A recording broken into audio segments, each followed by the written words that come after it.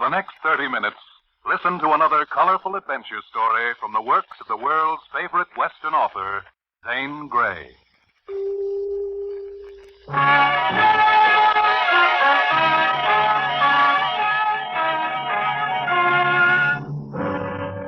Mutual presents The Zane Grey Show, featuring the adventures of Tex Thorne.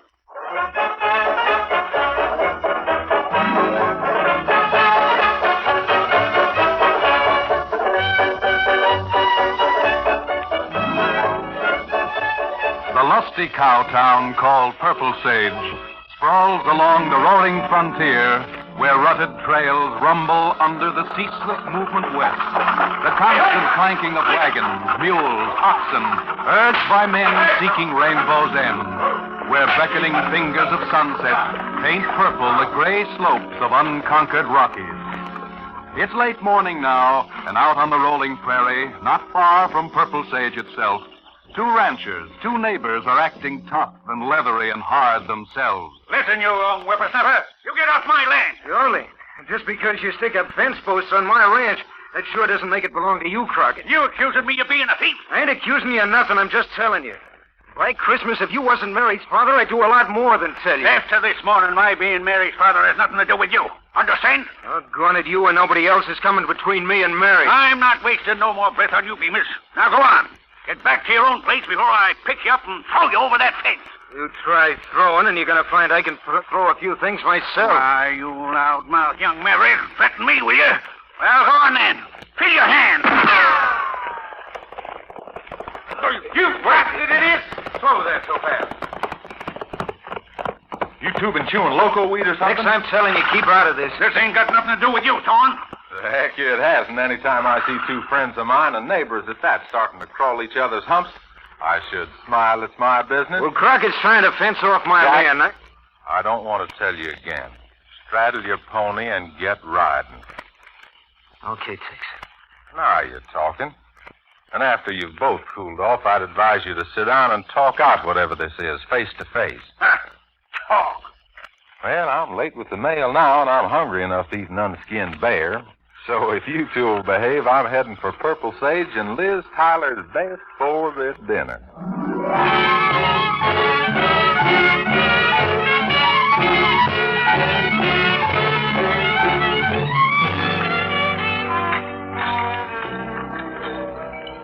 Ah, that's good coffee, Liz. Just thin enough to go down slick as a newborn calf's ear and strong enough to keep me awake. Tex, did you hear anything in San Pablo about the railroad? You know, there's talk of the railroad building a little closer to Purple Sage. Yeah, so the talk runs, and I wish it'd stop. Stop? Why? Starting to cause trouble on this range.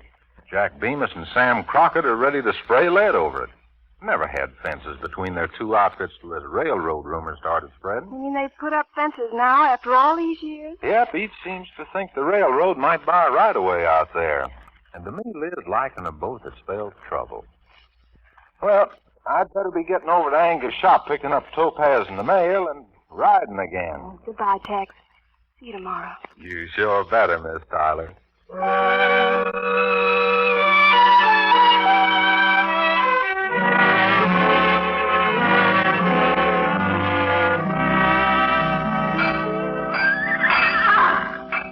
Well, Angus, I'm all set. Got you slung on the saddle and raring to go. Well, good riding, lad. And see if you can pick up any more news in San Pablo about the railroad. I'll find out what I can, Angus, but I don't believe in spreading rumors. Huh? Well, if the railroad does come, it means they're going to buy land here. Buying land means paying money.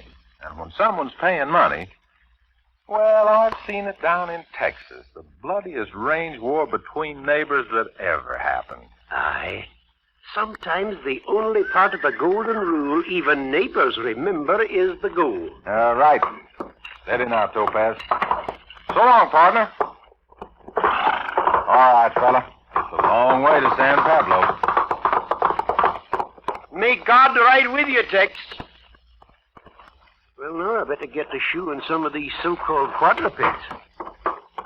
Hey, Angus, howdy. Good morning, Bemis. Hey, wasn't that Tex Thorne I just saw riding out down the street? Aye, it was Tex indeed. Doggone it, I missed him by just a few seconds. I wanted to catch him before he left for San Pablo. More trouble between you and Sam Crockett? No, sir. This is as far from trouble as anything can be. Well, Tex Thorne doesn't knock on his horse too hard. Well, then I'm lighting out after him and overtaking him mighty soon.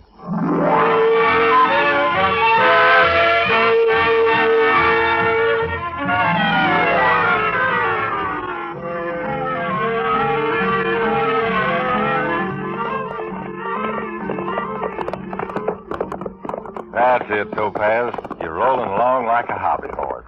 And this is too pretty a day to go dashing by and missing all. Hold it! Whoever threw that shot threw it at us. Tex Thorne! Tex Thorne! What's the matter with you, Bemis? You out of your head using me as a target? Move there. Move. Doggone it, Tex. I've been chasing you for miles. I got a little favor I want to ask of you. I got a little favor I want to ask of you.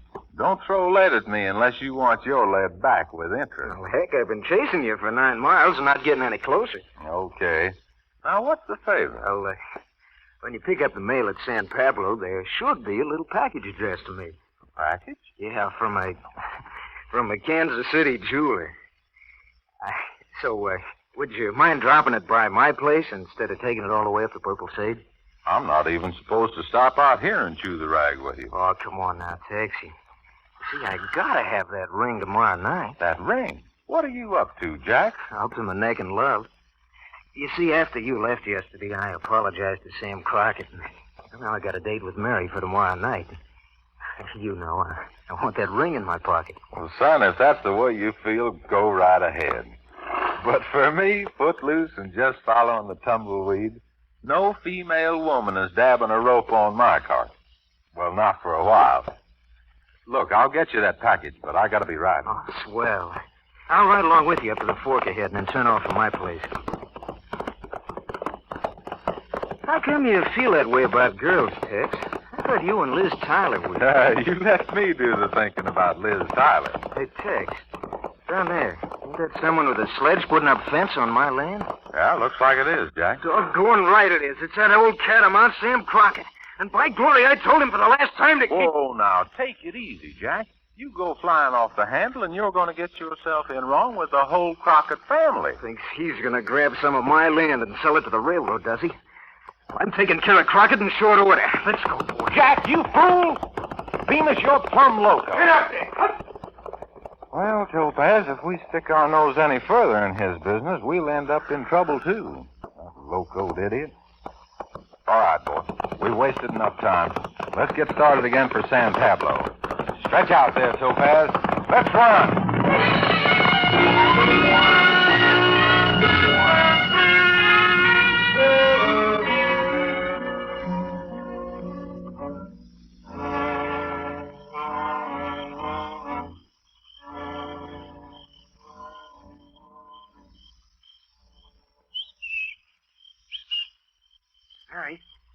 Mary, come on out.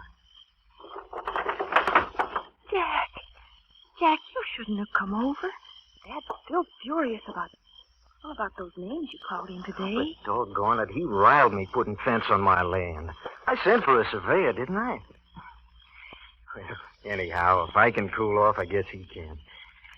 The way I feel about you, we're not going to let anyone, not even your father, get us, man. Come on, Mary, I'll help you through the window. Well, honestly, Jack, if Dad hears us... You won't. Yeah, come on. That's it. Oh, Mary. Mary, I love you so much sometimes I don't know what I'm doing. Oh, yeah. Mary! Mary, is that you outside? Jack, it's my father. Mary! Yes, Dad, I'm here. Mary, how did you get out there? I was in the parlor and you... What are you doing here, Bemis? I came over to see Mary. You sneaked over to see Mary. I told you this morning, young man, I didn't want you to set foot in my place again. And I told you and no one else is going to stop me from seeing Mary. Dad, Jack sent for a surveyor. That's enough, Mary. You go inside. I'll talk to Bemis. I'll handle Now, it. just a minute. You stay where you are, Mary. Anything your father's got to tell me, he can say in front of you. Mary, I said go inside. Dad, to listen to Jack and let him tell you what... Doggone it, I never thought I'd have to raise a hand to a daughter of mine. Why, you jug-headed old mule slapping Mary, I'll show you. Young man, you lost your temper for the last time. Dad, leave your gun alone. No, let him go for his gun.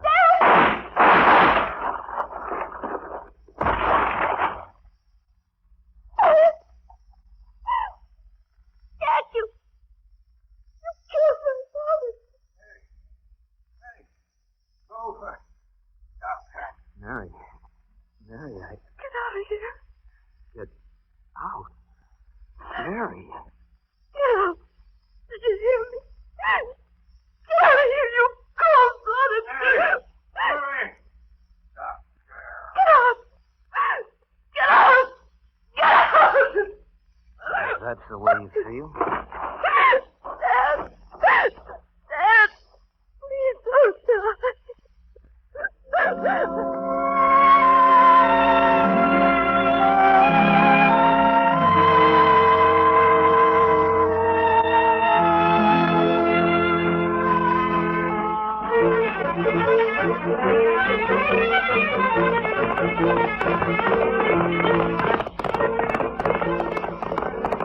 Watch it now, Topaz. Here's the gate to Jack Bemis' place. In there, boy. All right, Topaz. Hold. You just mind yourself, fella, while I go in and bring Jack his package with the diamond ring.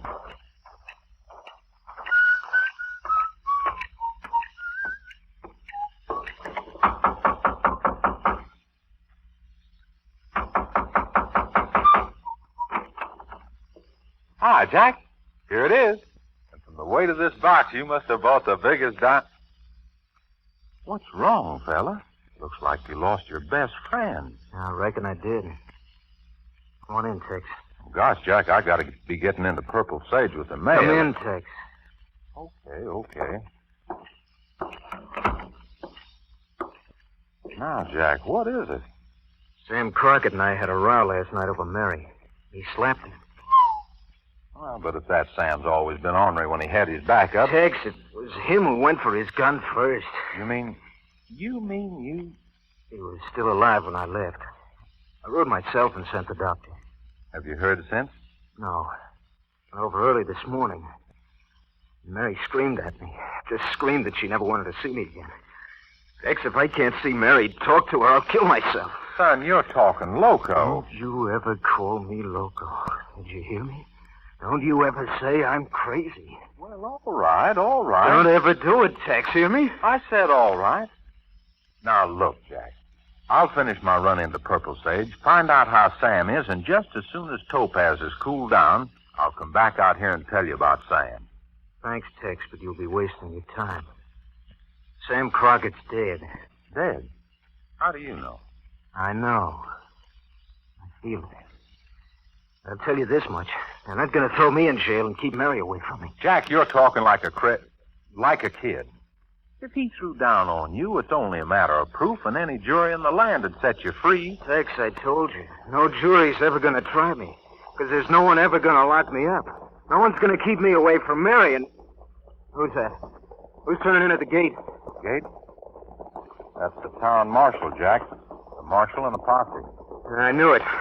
I knew old man Crockett died. Well, it serves him right. First slapping Mary and then trying to kill me. Now, look, Jack, don't make this any harder than it is. I reckon the marshal just wants to ask you a few questions. You reckon? Well, the laws are fair, Jack. The laws are for everybody. I'll go. Howdy, Tex. Saw Topaz ground hitched outside and knew you were here. Bemis home? Yeah. Come on in, boy.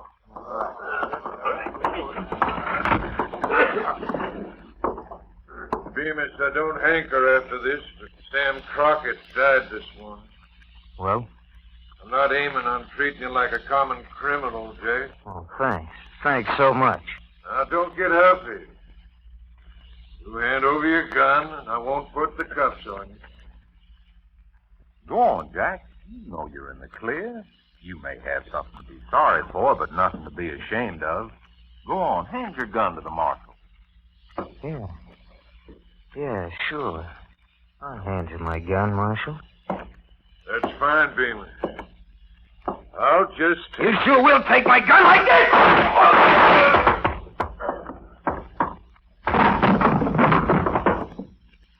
Now, if anyone else would like to take my gun and try to lock me up... Jack, maybe you did shoot Sam Crockett in self-defense. But you gunned down the marshal like a cold-blooded loco. Tex! You called me loco again. Thorne, I told you before, and now I'm going to grab his arm. You are. That's exactly what you are. You let go and I'll... Okay, I got it. Get up, Bemis. They weren't going to put cuffs on your wrist when they came out. Now all they're going to do is put a rope around your neck. All right, boys. Let's get this maniac down to jail.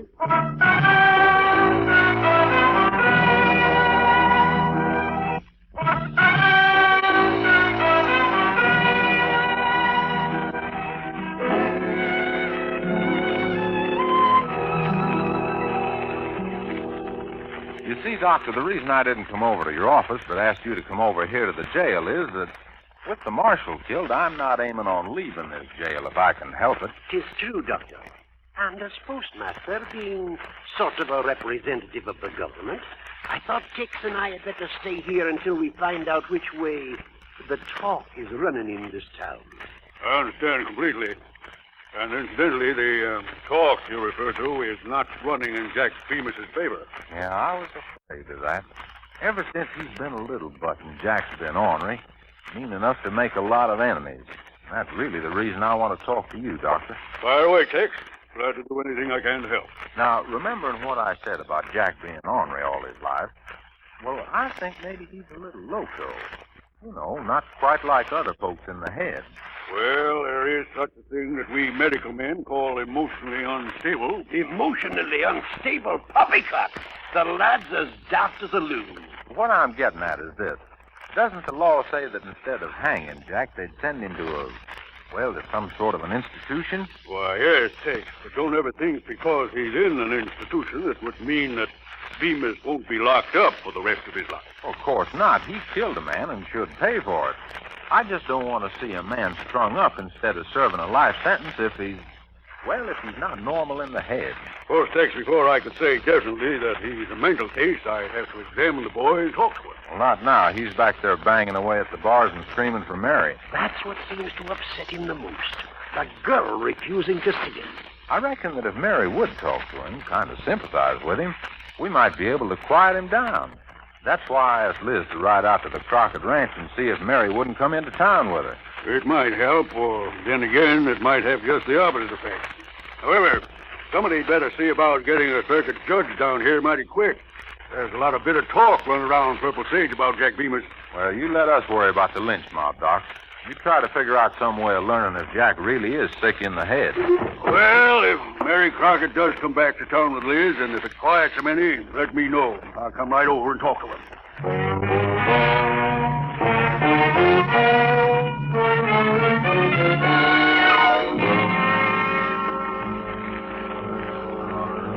Doggone it, Liz, I know you tried. You don't have to make excuses. Heck, believe me, I did everything I could.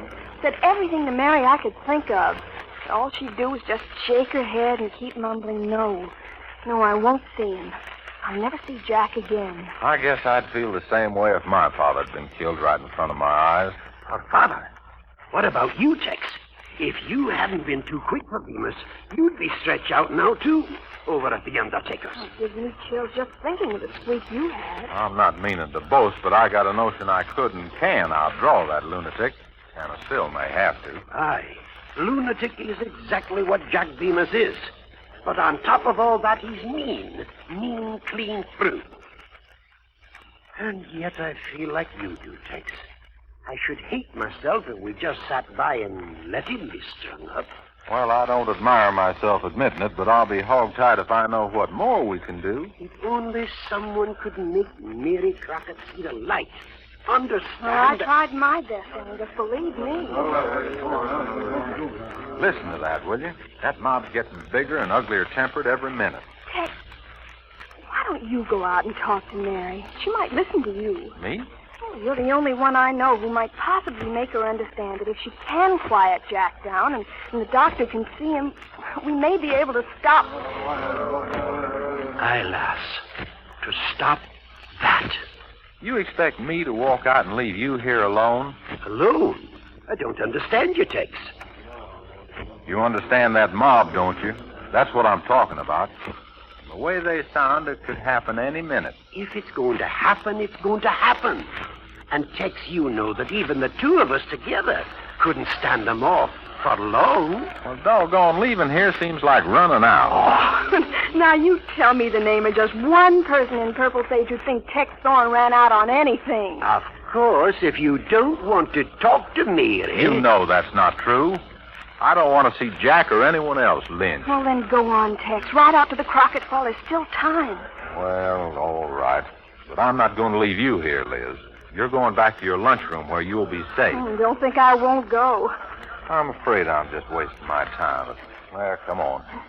Anything but letting a lynch mob hang a man who may be sick. Mighty sick.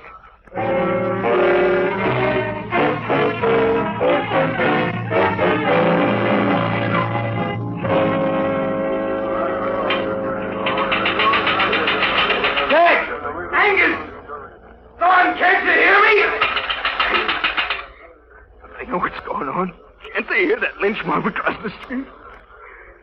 Zane! Thorne! Quiet, lad, quiet. You're making a nervous wreck of you and of me. Angus, come on. Don't you know what's happening? Now, get hold of yourself, Jack. Nothing's going to happen to you. Yeah, I guess I know when a lynch mob when I hear one. Now. I've got a rifle in the office, a Colt on my hip, and if things look too bad, I've got keys right here to let you out of your cell. Oh, that's better. We'll stop. I won't stretch my neck. Not with me and you and... Where's Tex? He'll be back soon. I didn't ask you that. I asked you where he is. If you want to know, he rode out to the Crockett spread to see Mary. Tex? Tex rode out to see Mary? He wanted to talk to her about you. About me? Yeah. Say, Angus, come here a minute. I want to whisper something to you. There's no one here. No need to whisper. It's you, I said, come here! Stop your yelling at me. You act like a loco. I mean, what is it, Jack? Just a little closer, Angus, so I don't have to raise my voice. Closer, like this. For pity's sake, let go of me. I can't breathe. If you want to go on breathing, Angus, you'll put that key in the lock and open up this cell door. Let go of my... Open that door. Now, I got your gun. You young idiot.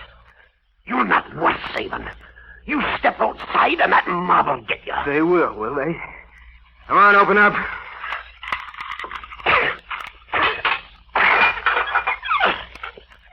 Thanks, Angus. And you should be thankful, too. If I wasn't afraid of them hearing a shot over here, I'd gun you down. Believe me, Angus, I certainly would.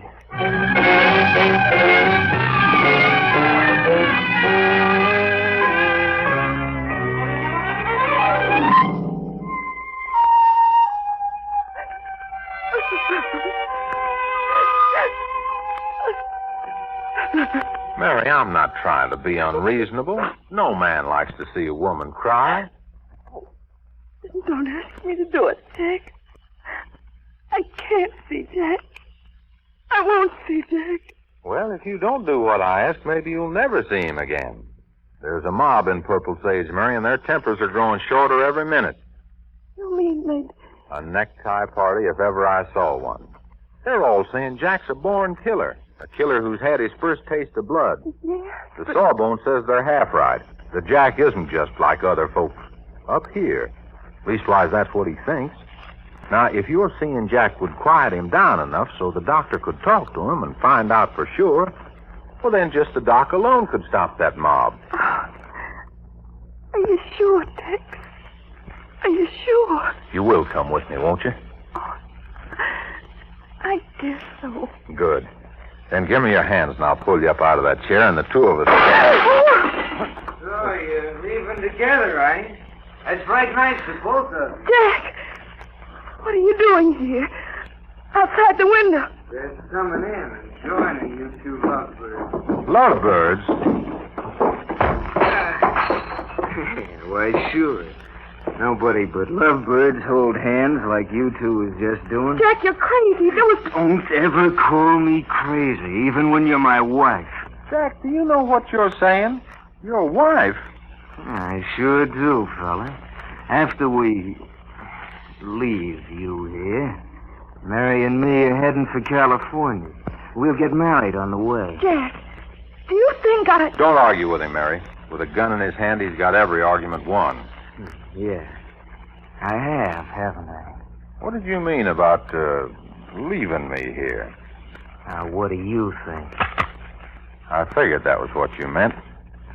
Well, I guess there's no use of wasting any of your valuable time. Even a jealous rival wouldn't try to delay your wedding trip. Mary, you better go to your room and pack a satchel. California's a long way. Just a minute, Mary. I don't want you moving behind my back. I'll open the door and stand in it where I can keep an eye on both of you. Go on, Mary. He might even carry you over the threshold. You better shut up, Thorne. Get started, Mary. Mary, look out! Mary, climb the door!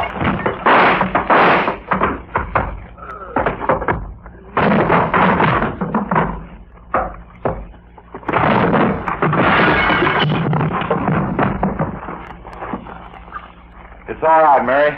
Come on out.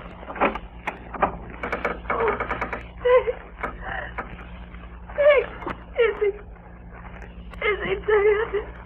I don't think so, Mary. Not expecting the shootout, he did kind of catch me flat-footed. But I generally hit what I aim for. And I was pretty careful to aim for his leg, I think.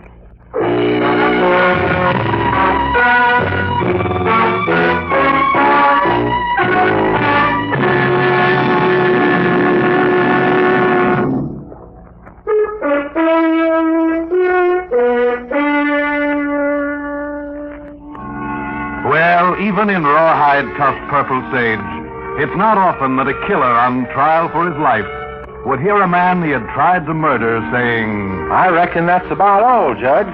Except I'm not asking for leniency for Jack Bemis. Just asking that in his case, you don't string him up. Tex Thorne is absolutely right. In light of our most recent medical findings, Bemis is a mental case and should be incarcerated until he dies a natural death.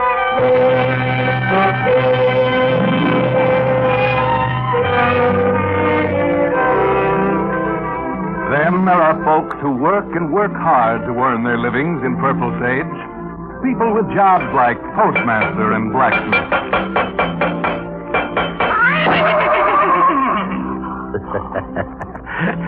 I guess you'll have to pardon me, two pals. But ever since Jack Bemis clamped his bloody fingers around my neck, my hand isn't so steady. And I sometimes hit a hoof instead of a nail.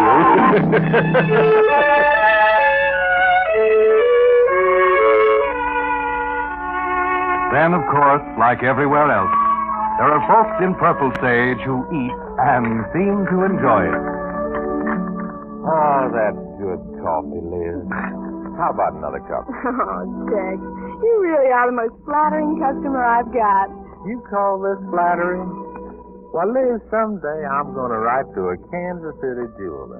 That is, when I learn to write, and order something that might really flatter you. That is, unless your coffee gets weak. Oh, Tex.